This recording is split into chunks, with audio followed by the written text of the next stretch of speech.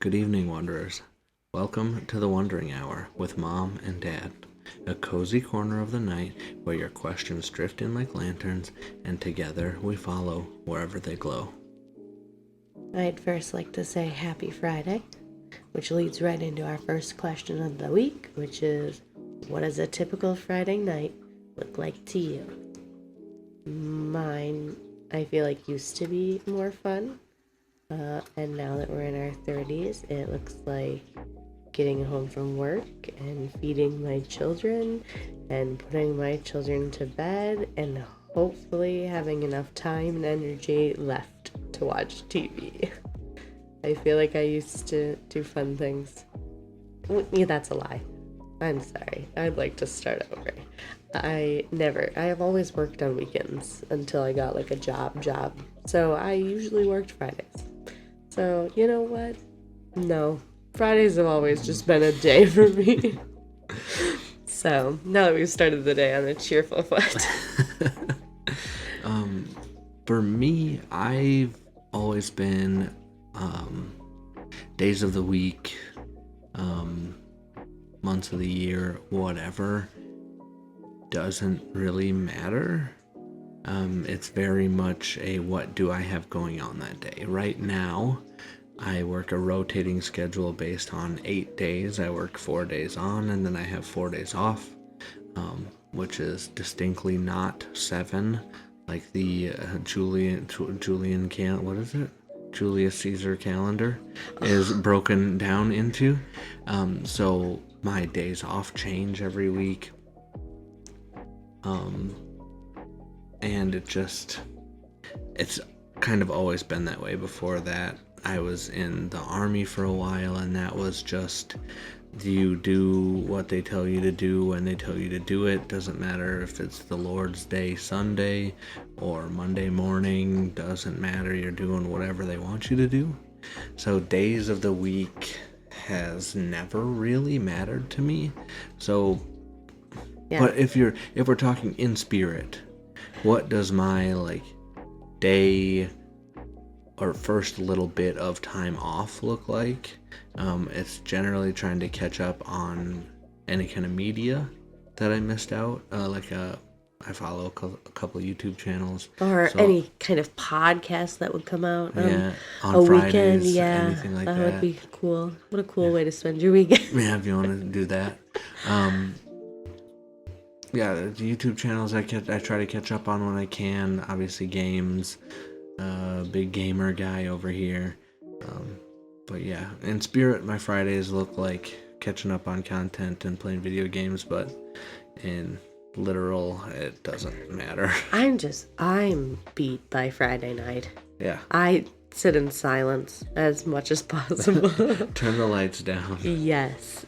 If I didn't have to constantly update and fix my Sims game, I would probably do that. Yeah. But, you know. It is a process. I wish that, you could just be like, don't touch it anymore. At a point, and then they just don't install updates because there's no online functionality. Well, yeah. And then SimCity wouldn't have absolutely been obliterated for me. But whatever, it's fine. Yeah. So, sometimes Disney Dreamlight Valley. Every once in a while. But usually I want to play games, and then I sit at the computer and I'm like, how they demand so much from me. With the bright screen in your eyes, and you're yes. just like, no, I'm like, I'm going to curl up under a blanket and lay here still until time passes. Yeah. Yeah, so that's, I'm sure there's more fun people than me, but that's what I'm up to. Yeah, I feel like we're both pretty big homebodies, so any answer to this question would be lackluster regardless. But yeah, that's fair. I was never going, out or anything. No. My dad always used to call me and be like, it's Friday night, what are you doing? And I'm like, nothing. Yeah. And he's like, that is so lame. And he's not wrong, but I'm having a great time. I'm exactly where I want to be. I think I've gone to a club a total of 1 time in my life, and I hated it the entire time, so yeah I'm not doing anything fun. That's fair. thing is like if I'm gonna like go have a drink, well, I'm gonna do that at home Yeah. where I don't have to pay outrageous amounts of money for. It's cheaper. There's like 0% chance of you getting a DUI if you get a Yeah, DUI I don't at have to home. worry about how I'm getting home. Yeah, absolutely. There's no planning. Yeah. I can be in my pajamas. Don't gotta worry about that part. Yeah, don't Love have to do it. your hair. Ugh, no I don't thanks. have to do my hair to go out if I'm just staying home. We know how long that takes. Awesome. Well, before we get to the next question, Wonders, don't forget to follow us on Spotify so you never miss a question. And if you want the extra moments, the cut questions, the cozy chaos, and the memories, come find us on TikTok and YouTube. We'd love to have you there. Keep wondering with us. Awesome. Let's get right into the next question then. Who is your favorite movie director? And what is your favorite movie from them now? Before you answer, I do want to say that everybody get hype for what Mama's about to say. I don't know why you would say that. Because you know I don't have an answer. I complained before we started this about how I don't have an answer. I can barely stay awake for most movies, let alone to like find a favorite person who's directed a movie, and I just no, it's not for me. I love a lot of movies. There are very few movies that I dislike, but I'm not paying attention to who's directing them, and I'm so sorry.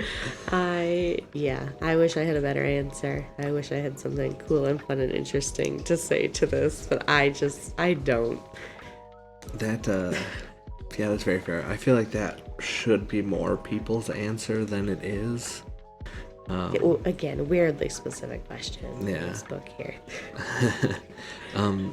However, for me, my favorite movie director, I'm pretty sure he's a director. He might be a producer. I don't know the difference. But it's Guillermo del Toro. I know the name. Yeah. Not enough to pick it as a favorite. The, It's my like, bad. Scary Stories to Tell in the Dark. He does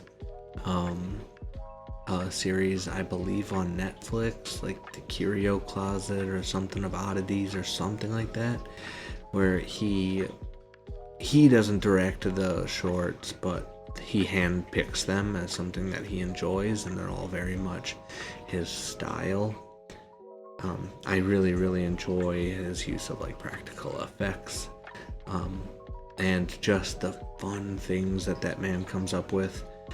My favorite movie from him is Pan's Labyrinth. We should probably watch that here pretty soon. It's been so long since I've seen Pan's Labyrinth. I don't know that movie. But between like Pan and the eyeball hand guy, that being like an actual person in the suit is so cool. It's very, I can't, I'll gush over it forever if you let me. I really, really enjoy his use of practical effects and things. I don't even know what language you're speaking. Yeah, I like him a lot, and I would recommend any of his movies to as many people as haven't seen them. And if you have, rewatch them. Very, very good movies. Awesome.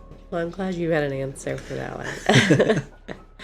So, my next question is less fluffy, but do you like the person you are becoming? I really love this question, and I think that there is very few moments in my adult life where I would have said no to this question, and right now is no exception. I would definitely say that entering our parent era, getting kind of solidified in my job. I'm not a master by any stretch of the imagination, but I know way more now than I did when I started. Becoming a solid member of the team, us looking for a new house, just us growing with our children. There's so many good things in our life right now that I would be hard pressed to say that I don't like what I'm becoming. It's definitely a very fun time right now. Newborn stage. Girl, if you're listening later on in life, I love you. Newborn stage has been rough, and I'm ready to move on from that. Babies are hard.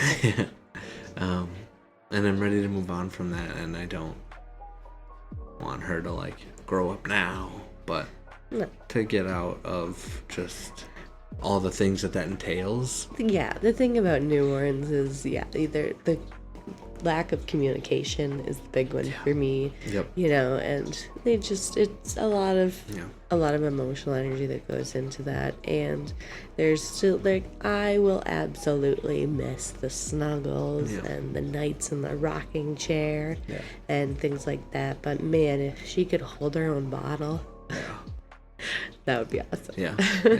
And then everything after that, the newborn phase was hard with the boy as well, and I feel like everyone kind of has that like favorite phase of, and all phases are great. There's still so many great things to come, but this is by far the hardest one for me.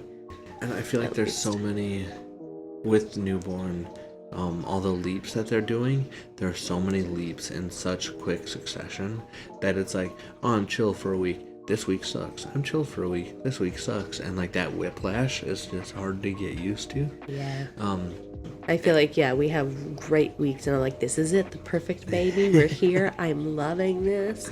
And then it's like, ooh, surprise. Actually, I'm not going to sleep anymore. And I'm mad all the time, and get that bottle away from me. And it's like, well, those are all the things I know how to do. So, they're going through a lot. I'm here for it. So much, So many great things to find in it, but definitely one of the harder stages for me. But I'm definitely stoked for the future. I cannot wait to see what the future holds for us. I think this year is going to be a good year for us.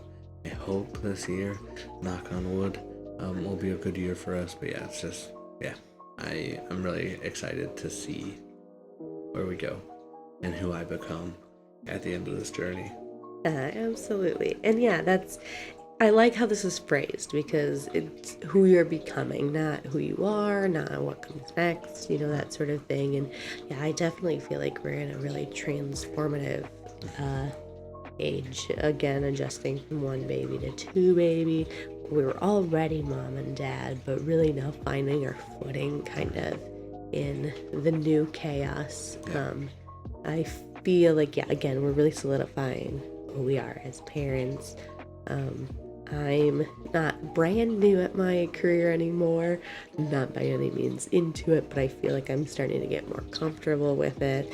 And it's nice to kind of find that middle ground and to kind of see all the things that are coming next. It's been cool. There are definitely days where I struggle with it. I have definitely had days where I am burnt out and tired and trying to remember who I am as a person and not just a mom, which is a hard kind of line to walk, to get to the end of the day and be like, oh, I was needed constantly. And again, that's a big part of my job too, is I wake up and I'm needed, and go to work and I'm needed, and come home and I'm still needed, and then throughout the night I'm still needed. So again, just kind of finding the balance with that and still kind of finding myself in that is a journey, and I am excited about it. I like who this is going to be, and I can't wait to be more assured and steady-footed through the whole thing. I feel like it's so tough being, you're just talking about being needed, because in those moments, it's like, tear my hair out. Just leave me alone for 2 seconds. But we've talked about it pretty recently. Like, the boy has, on some occasions, tried to put himself down at night. Like, he'll just go upstairs and shut his gate behind him and just lay down in bed, and or he'll play in his room and then crawl into bed and cover himself with blankets and to not be needed, I think, is that's going to hit harder, at least initially, that's going to hit harder than being constantly needed. That when he's making his own food, putting on his own clothes, all those things of just like, no, I got it. That's going to hit me like a truck. Instead of always being, hey, Dad, can you grab me this? It's like, sure, buddy. It's like, he's just going to do it. Yeah, that's, bittersweet, I think, for sure. Because you want your kids to be able to do things on their own. I want you to be a well-developed person who can cover yourself up and lay down when you're ready. And problem solve when things arise. Like, I want you to be able to take care of that yourself. Yeah, and at the same time, it's the end of an era, I think, is really the mark of that, and that gives me big feelings. Yeah, for sure. So, yeah, I'm excited for what version of me comes next. Yeah, I'm also stoked for what version of me comes next. Yeah, a real metamorphosis. On to the next one then. Have you ever bolstered your resume to get a job? I think the answer is pretty obvious here. I think I've said it on every episode ever. I don't like when people lie. Yeah. And this to me just feels like a lie. I am very straightforward about who I am and what I can bring to the table. I am an open book. I have no reason to lie to you. If I, as is, don't meet the qualifications for your job, I'm either going to go get them or I'm going to look somewhere else. Mm-hmm. Like, that is what it is. I mean, like, I definitely make myself sound good. Yep. I think that's a very big part of making a resume. I can sell myself. Yeah. But I'm definitely not here to pad my resume in any way whatsoever. I put in the work. Yeah. I tailor my bullet points for my previous work experience to the job that I'm applying for. It's like being in the Army, I'm looking for a desk job. I'm not like trained in combat situations, blah blah blah blah blah. It's like that doesn't matter here. Yeah. And I think that's, just a big part of making a resume. Is tailoring it to what you're applying to and knowing your audience. And, absolutely. And again, I feel like put in the work. I'm proud of the work that I put in for the jobs that I can apply for, and there's other. Yeah, everything. I'm definitely weird about this. Over time, you'll get to know that if you don't already. I'm really weird about this kind of thing, but like, I have earned everything that I put on that resume, and that's very important to me. If there's something that I don't feel like I earned, I won't put it on my resume. Yeah. And I think that's a big thing for me too. Like, again, I went to school for 10 years, and does that not look great? No, but I worked for this, and I kept at this because this was something I cared about and feel very strongly about. And again, I'm in education, so I feel like as an unconventional learner, to really be an advocate for that type of learner, I feel like that brings a certain skill set for me. Yeah. And I'm very proud of that. Yeah. Yeah, we've both put in a lot of work on ourselves to get us where we are, and then to upsell and lie about who we are just feels weird. I don't like it. I've worked for every ounce of what I get to put on that resume, so I'm not gonna throw extra stuff on there just to make it look better. No. Yeah. I agree. Very big into integrity. That's a big thing for me, so it's just, it is what it is. If, again, like you said, if you don't like me, awesome. I think the best job interview I ever did was one that I knew I was not going to get the job. Yeah, I think that's where you learn the most, you're the most authentic version of yourself. There's no reason for me to, go crazy, try and figure out exactly what answers this person wants to hear. I'm just going to be me, and if they like me, awesome, and if they don't, awesome. I'm not going to get the job anyways. And then I ended up getting the job, so it was sick. It was a really cool a really cool experience. But yeah, that was the best job interview I ever had. Was I just went in there knowing I was not going to get the job, so I could just be me.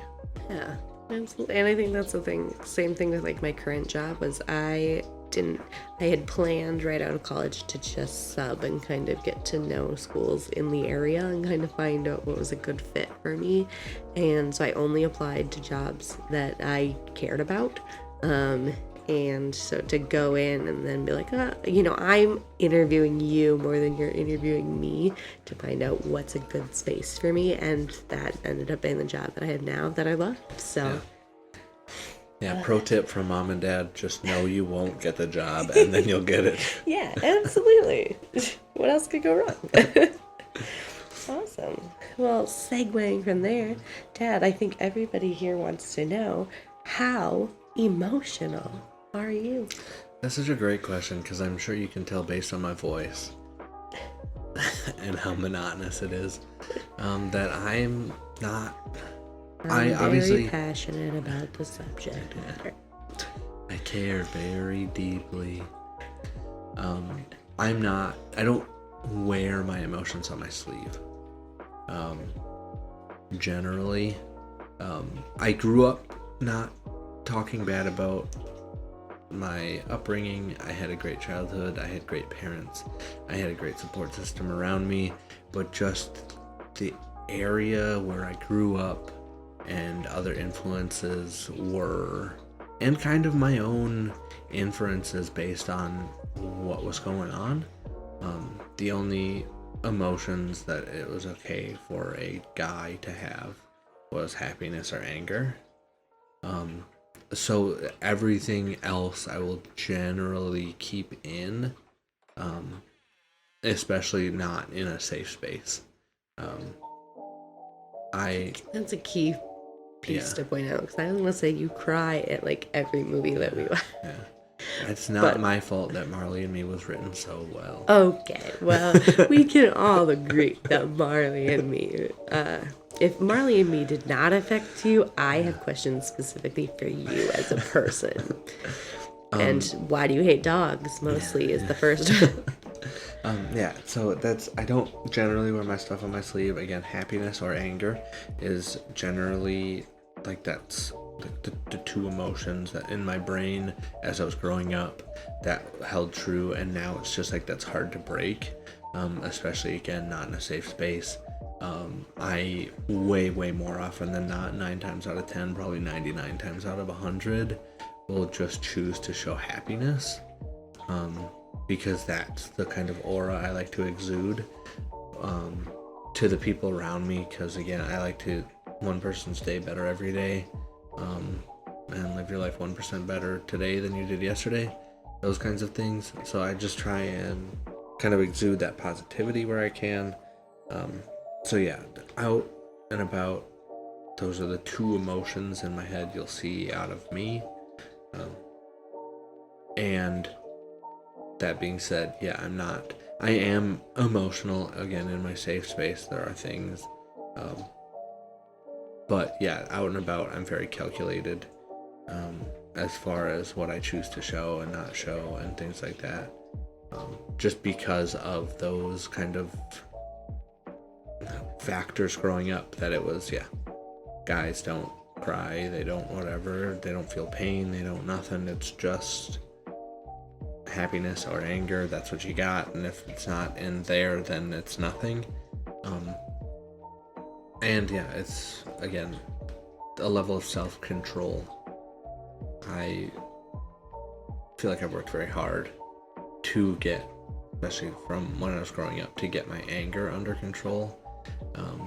The willpower, just the self discipline that it takes to do that, I think is something that I really pride myself on, to just not show emotions and out and about, which is weird, because I definitely support, especially for the boy now, like, it's okay to feel feelings as long as you're not hurting yourself or others. Like, feel your big feelings, man, have fun with it. But yeah, for me, no, I tend not to show my emotions. Oh, on the flip side of that coin, I am not self-disciplined in any way, and I feel every emotion at an extreme at every given moment. I feel like I have spent a lot of my life apologizing for being extremely sensitive. And not that I need a personality test to tell me, but emotional is 99% in every given instance on every test I have ever taken. I am very emotion heavy, emotion forward. I feel with my emotions. I take and play everybody else's emotions probably more than most other people think about their emotions. It's a lot sometimes, because like I will just be existing doing a thing, and then it's like, why are we mad? And I'm like, I have no idea what you're talking about. I'm just hanging out, man. I breathe too hard, and now I have feelings about it. It's, that in specific, I'm sure people do it other than me, but I'm the only person that I've like noticed do it. I will just breathe too shallow sometimes, and then my body's like, we need oxygen, so then I'll take a big breath. So then obviously I'm like, he's instantly annoyed. Yeah. Because it sounds like a sigh or like a mad exhale or whatever. Yeah. And I can see that, like, sure. But then she'll be like, what's wrong? Blah, blah, blah. And I'm just like, nope, just forgot to breathe for a second. Everything's fine. See, and I think it's very apparent that I grew up in a household where, one, you need to calm down was a very apparent phrase in my house. That's a Taylor Swift song. Don't I know it? Heart hands. Anyway, yeah, my family very often was like, ugh, this is too much. Or, yeah, why are you crying? Why are you upset? Why? Nobody really cared. They just wanted me to stop. So I think that's the big one. And I grew up, again, anticipating a lot of other people's emotions. So I'm constantly looking for what's the trigger and how can I stop it now before it becomes a bigger issue. So I think that's a big one for me is, yeah, not only am I very sensitive with my own emotions, I'm very sensitive to everyone else's emotions and where they're headed, which is hard. However, I feel like I've gotten pretty good over time. It's 0 to 100 and then back to 0 again. And it's relatively pretty quick. I just need like 2 seconds to cry and then I'm like back to business. So. We had a teacher in high school that was like that. He was so funny because the kids would, you remember, you know what I'm talking about. No. Tell me after this episode. Yeah, okay. But like kids would be talking, and then he would just be like, shut up! And back to chemistry. And it was so funny because he'd just be like, it would be fine. He'd go red in the face and shout, and then we'd be back to learning about chemicals and stuff. That's actually very funny. If my kids could vouch for this in my classroom, there are definitely days where I'm like, we all need to quiet down now. And then I'm like, you know what, guys? I think I lost my cool for a second. So I'm going to take a quick deep breath. Let's all do it together. And let's resume our day. So yeah. I definitely, that's an emotional person. And you know what? I'm not sorry about it. I feel really deeply. If anyone needs to spill their emotions, I'm a great one to empathize with. But yeah, very emotional. Yeah, definitely. I can agree with that. On to the next question. Have you ever had an internship? If not, what would be your dream internship? Great. I don't think I've ever had an internship specifically called that. Like, for education, obviously you're doing like student teaching, which is kind of the same thing. Like, I'm working for free.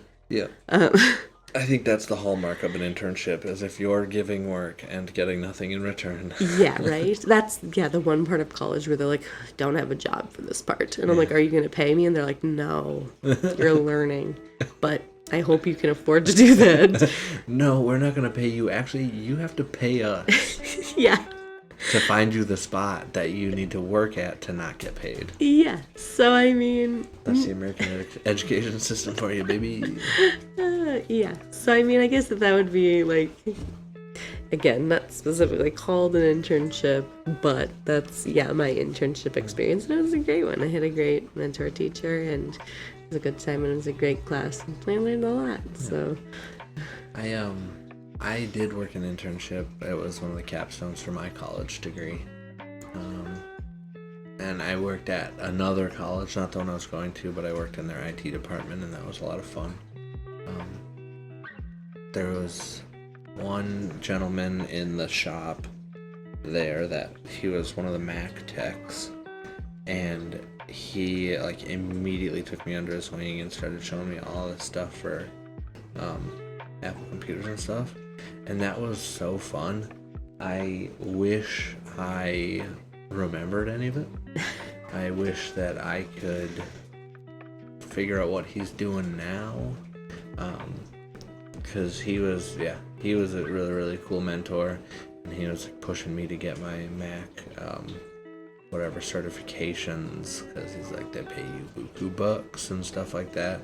And then I moved home and ended up not pursuing jobs strictly within that field. But it was still, again, it was a really, really fun internship. I met a lot of really, really good people. I wish I could have stayed and hung out and done that job, because what a dream job that would have been. Just doing IT for college students.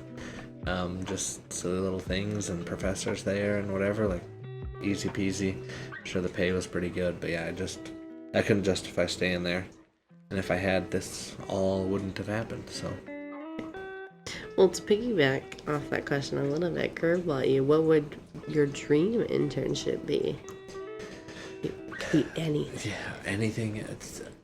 The big thing is, I think my dream job, if I could have any job and get paid enough money to like live, not like, I don't need crazy, but if all my bills were covered and I had enough for groceries and blah, blah, blah, had a little bit of spending money left over,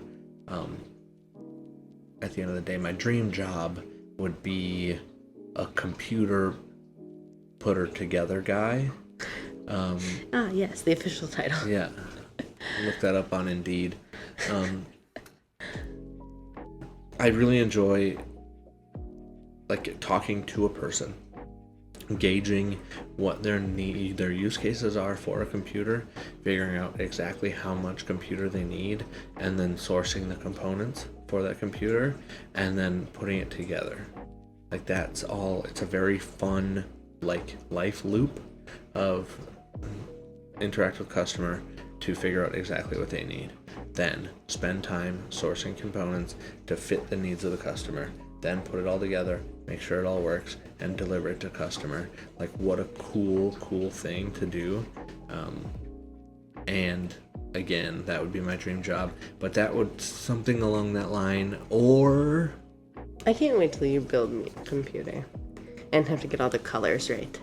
no, you're just gonna get this one. I'm gonna build me a new computer. No. I want one that's white or pink. So good luck finding all the pieces that match that. I guarantee you that there's pieces that can do that. Well, I know. However, why can't you ever find them when I need them? However, I'm building a new PC first. You can have this one. I don't want your hand-me-down.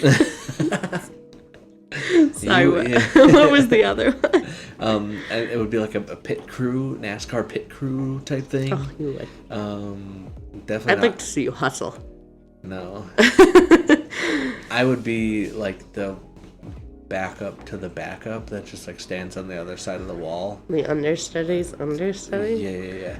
For when like one tired dude sprains his ankle and then the next tired dude like gets hit by a rogue tire. He ran out there really fast and tripped. Yeah, sprained his ankle. And then it would fall on me, and then yeah, that's what I would be. But to like, I think that would be very cool. I feel like the teamwork that a pit stop takes would be a really, really fun thing to study for. Well, yeah, I want to know how they do that. Do you get teamwork drills, or is there just like a lot of workshops? Like you doing trust balls or what? What's the deal? I don't know. All I do know is they probably do like hundreds of that, like Drills. drills every day. Yeah, Like Monday through wild. Friday, 8 hours a day. You're doing that, and like that, and that leads me into a quote. I absolutely love this quote. If you remember nothing else from this episode, remember this quote. Don't practice until you get it right. Practice until you can't get it wrong. I love that quote, and that's like the epitome of professionalism. Of just like, even as quote unquote menial as like lug nut tightener is, how many times do you have to do that to where you can't get it wrong? Yeah, that's fair. That's a great quote. I agree. I used to have a similar mentality for like theater stuff, where I feel like it was less of me memorizing it until it was muscle memory. Where I want to do this and not have to think about it. Yeah. And if I have to think about it, something went wrong. Yeah. Yeah. I absolutely love that quote. Absolutely love that quote. I love that. It's good too. I think my dream internship, if I could do anything, would be some sort of like art internship. I accidentally almost got an art minor. I was a sculpting and a pottery class away from doing that. It took me 10 years to get my degree. I was also taking fun classes. You can keep me away from an art class. You gotta be taking fun classes if you're there for 10 years. I took geology quite a few. I was not good at that. But yeah, I took a whole bunch of other art classes, and I would just love to and art classes are so long. Like my drawing classes, like you put your model up in the thing and you sit for 3 hours and you just go. That's crazy. Oh, I loved it. I would listen to full movie soundtracks and just get in the groove, and it was my favorite thing. And again, I'm no artist by any means, but I would love to really just hone in on art in any capacity. I love it. Yeah. Awesome. Well, fun segue from there. Yeah. Have you ever had a health scare? That's okay. Can I first just say no, I haven't? Yeah, I guess. Just get that out of the way, my boring answer. Sorry. That one time I thought I was having a heart attack, but then they just said I had acid reflux. So that was funny. That one time you beat anxiety by taking antacids. Oh my gosh, yes. That was my first pregnancy. I thought I was having a panic attack, and for some reason I was like, I'll take a Tums, and it went away instantly, and I'm like, that's what heartburn feels like. That was the only time I had heartburn with him. But that's the health issues that I've had.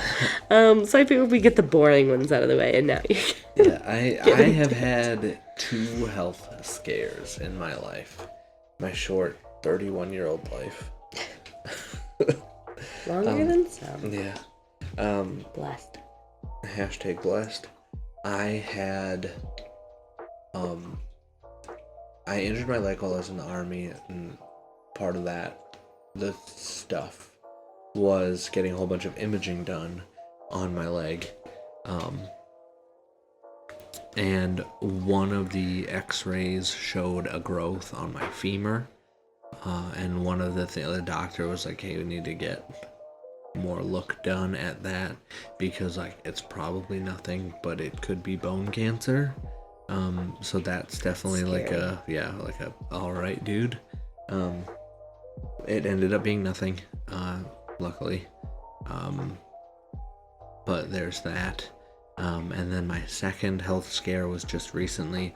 I had just dealt with acid reflux GERD for probably almost a decade. Which feels abnormal. Yeah. I just thought that everybody... Can you give the list of things that would give you heartburn? Salty, spicy, sweet, fatty, and alcohol. So anything that normal people eat. Yeah. So I just thought that everybody was just dealing with this. They would eat a piece of pepperoni pizza and then not be able to sleep that night. I thought that was the universal human experience. I did not know that it was not that. And I had heartburn once and thought I was literally dying. So I was just existing like this for 10 years. And then my great uncle got diagnosed with esophageal cancer because he was doing a similar thing to me of just having heartburn and did nothing about it, but he did it for significantly longer than me. Probably like 30, 40 years at least of just like Tums maybe sometimes. So when that happened, Mom urged me to seek medical help. Feels like the obvious answer, but I'm glad I could push you in the right direction. So then I made the appointment. I got all the stuff done. They got me on medication that helps, and then they did a endoscope down my throat to make sure everything was chill. And there was a couple splotches on my esophagus that they're like, hey, we took some biopsies because we don't know what's going on here. Could be bad, could be nothing. And those all came back as nothing again, thankfully. I need to stop rolling those dice. That's crazy. But yeah, those are my two health scares. They're pretty big ones, but I'm glad we're not comparing. Yeah, luckily they all turned out for the better, so. Yeah. Really grateful. Yeah, I don't want to tempt fate any more than that. It feels like enough. Yeah. Two times is enough times. 2 times too many. Yeah, definitely. All right. On to the next question then, unless you have any other points. No, all right. that's it for me. What do you love most about the holiday season? I said it before, I'll say it again. I am in education. My favorite thing about the holiday season is winter break. Extended time at home with the people that I love, and usually hot chocolate and extra baked goods. Heck yes. I can't think of a better thing. And to be fair, the vibes. I love just holiday lights, twinkly lights. Having that up in my house is just the best. This year it was less so, but only because the tree lights would bother the baby as she slept in the bassinet. So opening the door throughout the night was oh God, she's gonna look and it's gonna wake her up and it's gonna be a whole thing. But no, I love just the vibe, the feel that comes with the holiday season and holiday specific movies. I'm not somebody who's gonna watch Christmas movies in July, but I do love holiday movie.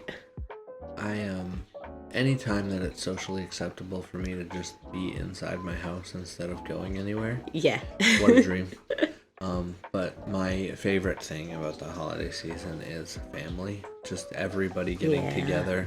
We had so many holidays this season, and I love it. Yeah, it makes everyone's different. Yeah, it makes my heart so full to get everybody together, especially now, with my parents, with Mimi and Pops, to see 3 generations.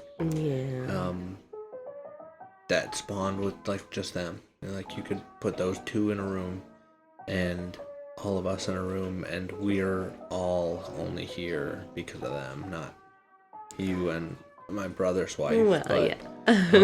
The kids it's directly tied to them. Yeah. So it's wild to see that, and the same for your family. Get them in the room and all their kids, and it does really fill my heart. And again, especially with kids, the family part's so much more exciting.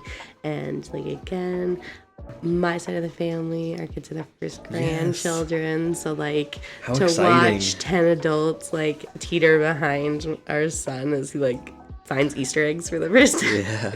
It's just the cutest. I absolutely love it. And so it's awesome. It's awesome to see. And it does. It just fills my heart. And there's just a special vibe about the holiday season that is the best. Yeah. So there's a lot to love about it. I don't think I could do it all year long because it does drain you. Yeah. But definitely. But that end of the year.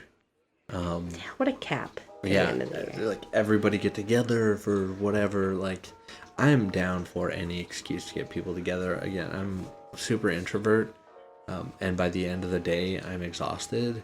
But like having those times for like parties with friends, parties with family, is it's just so nice to get everybody together, catch up a little bit, and eat some good food, have some good beverages, whatever it may be. Yeah, I agree. Awesome. Well, do you think a fling could be a good thing?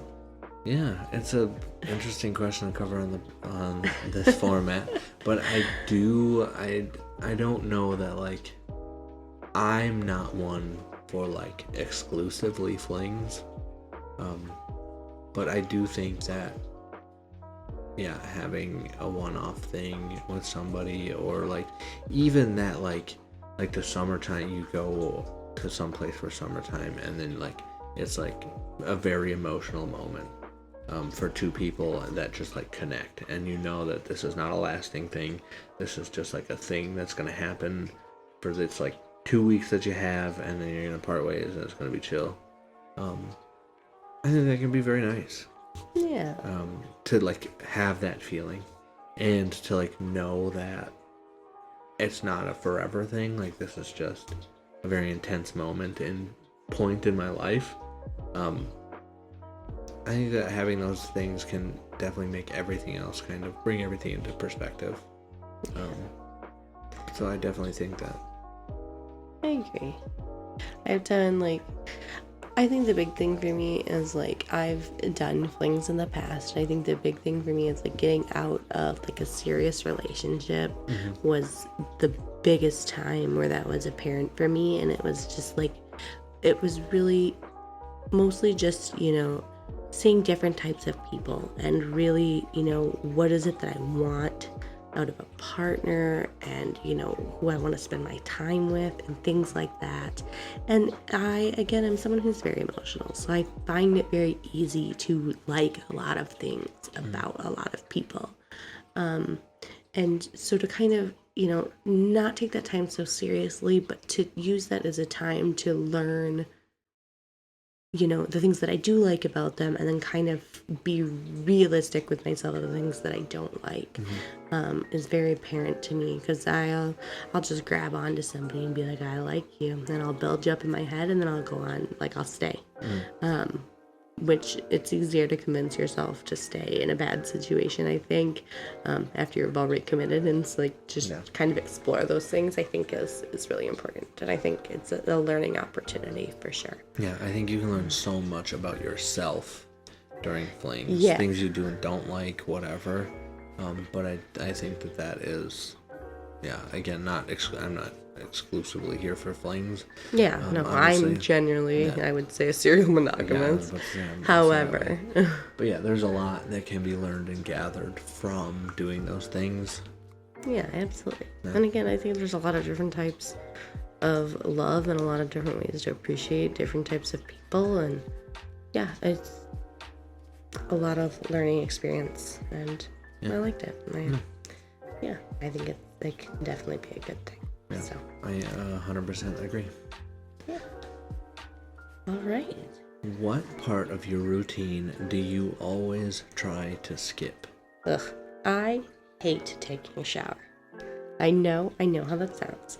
I am not gross. I very much understand why and when to take a shower. I just don't like it.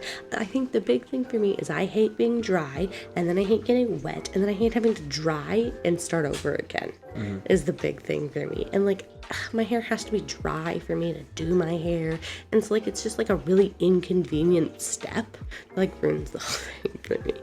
So it's the shower for me. I don't like it, and again, I shower really religiously, and I shower a lot. I just if I couldn't and not be smelly, that would be awesome. There's a lot that goes into. It's awful. Yeah.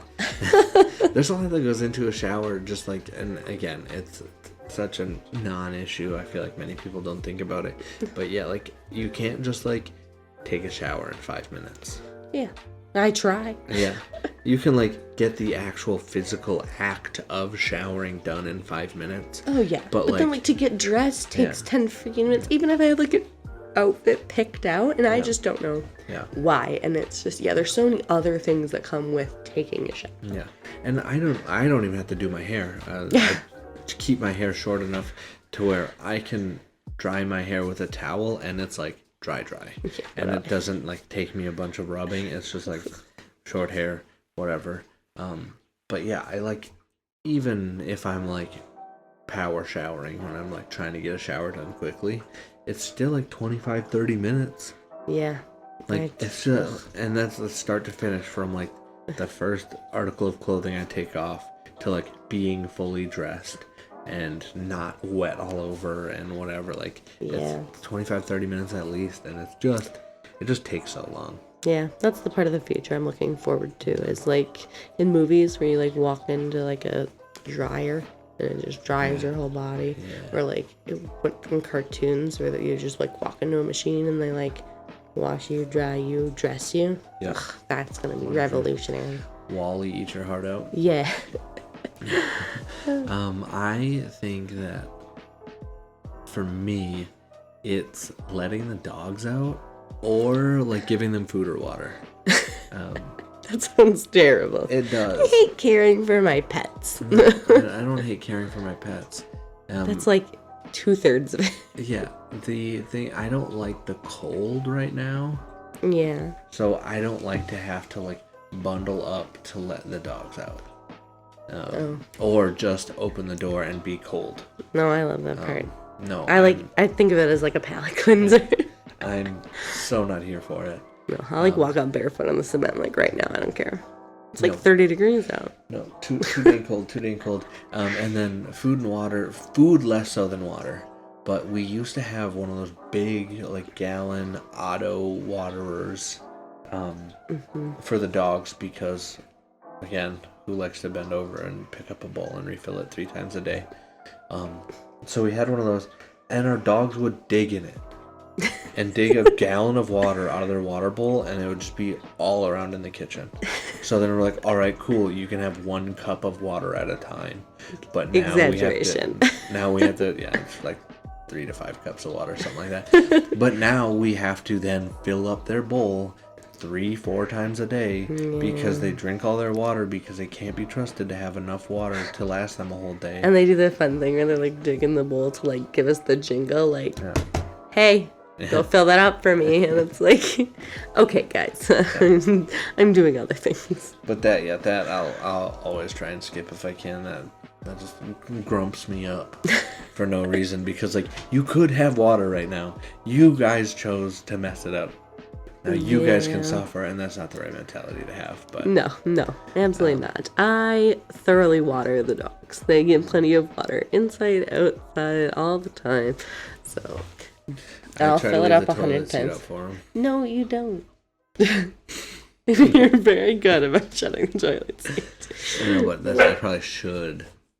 Speak of the devil. Please leave this conversation. You were not invited.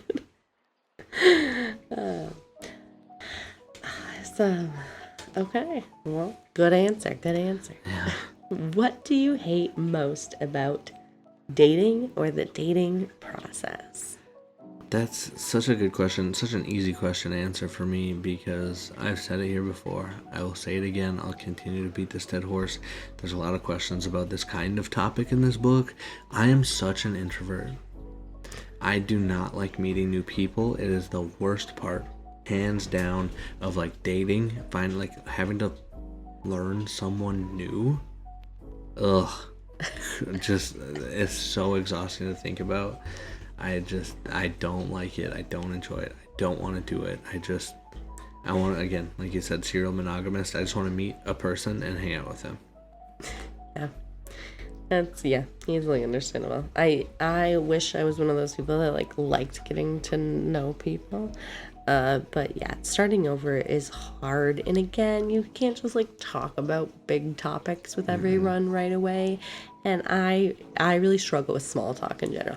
I can do small talk. I am great at filling the silence. minutes if you need me to. But I'd really rather not. Like, I want to talk about something that matters with someone who matters.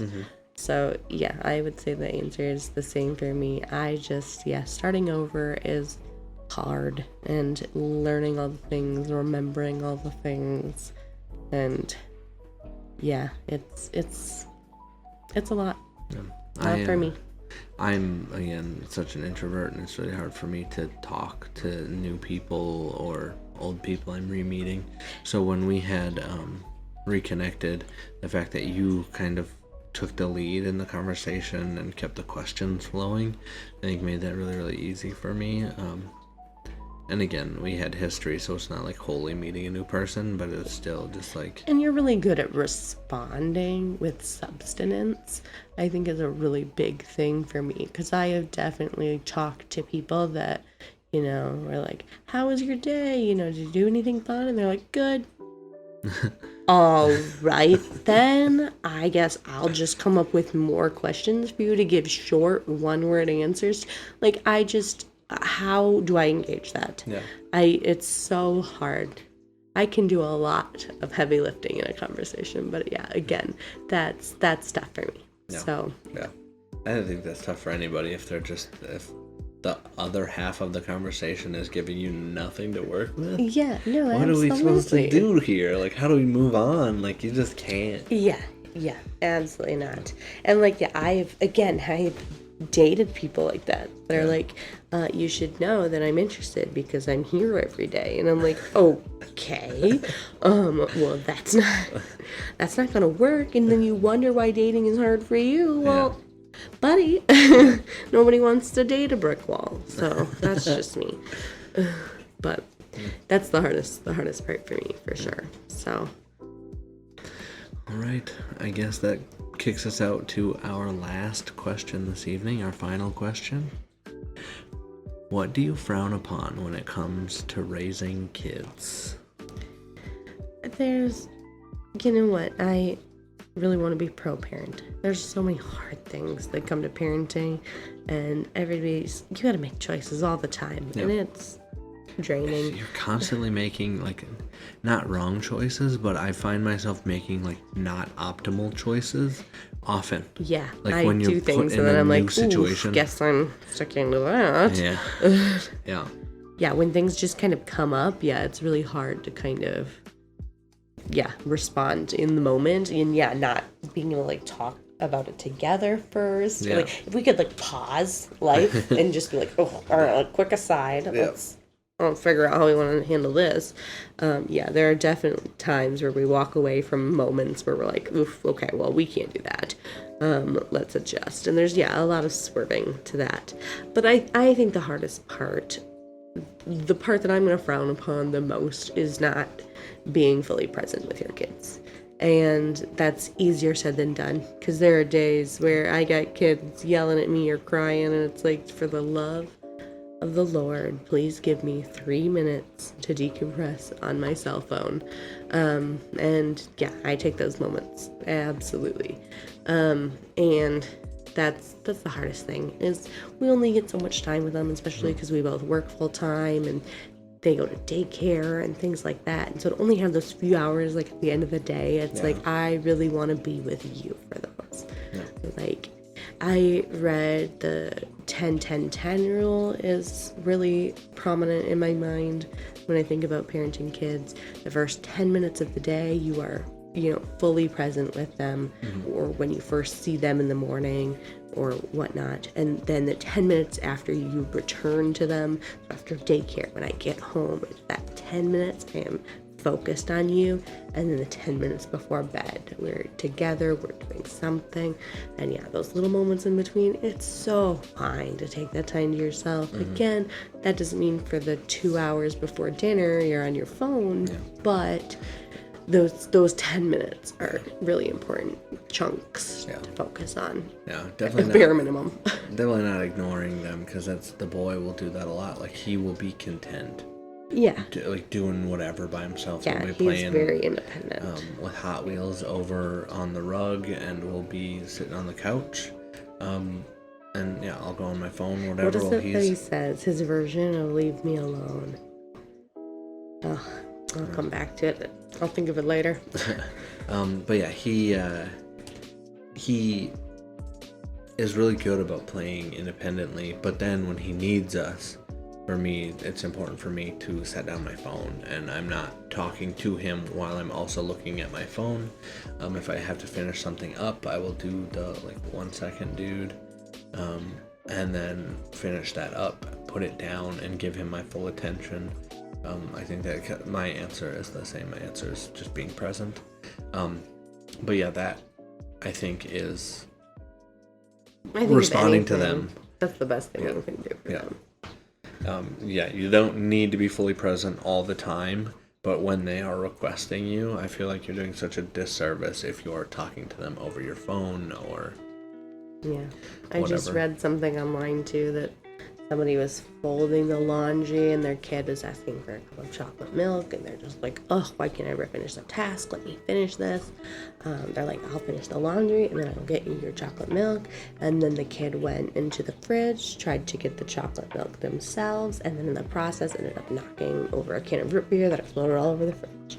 So mom came in, got mad about the whole situation, and was like, you know what? I could have just stopped the laundry to get the milk and then got back to what I was doing. And instead, then I scolded him for being independent, and then I had to do this whole other thing, which, to be fair, was a spill that took 5 minutes to clean up anyway. And it was this whole response to this that didn't need to happen. That was if I could have just been present in that moment and just been like, yeah, I got you, it would have changed the outcome drastically. And it's again, not making wrong choices, but making suboptimal choices. I feel like that happens so much. And again, as new parents, first-time parents, whatever, that's not what we're doing here. But it's so important, that you don't beat yourself up over that. And it's not positive, or it's not possible to every time they need you drop everything that you're doing, especially with more than one kid. I kind of try to map out what I'm doing, where I am aiming to try to teach him to read a rhythm, where if I am feeding the baby, I'm giving her a bottle and he needs something or wants me to open something, and I'm like, hey buddy, can you see what my hands are doing right now? Oh, they're holding a bottle and they're holding your sister. Do I have a hand available right now to open that for you? And I'm like, no, not right now. However, I'm at the end of this bottle. When the bottle is empty, I will put it down and then I will have a hand available, and kind of try to give that process as we're going through it. He doesn't need the monologue. He's a toddler, but I'm like, stop, let's see what's going on and how can we respond to it is a big thing for me anyway. I think we just have to do our best, and that's all you can do. 1% better every day is if that's the expectation. I think that we're doing a great job. As long as we try and do that 1% better every day. And it's impossible to always make the right choices. There's gonna be stuff you don't know. There's gonna be situations where you think you have all the information and you just don't. And there's days where I'm just emotional and handle things wrong. It happens. That also happens, for sure. So it's all about learning and taking it each day. So awesome. Well, that's our last question for the day. So thank you guys for wondering beside us. May your night be soft, your questions light, and your path aglow until we meet again.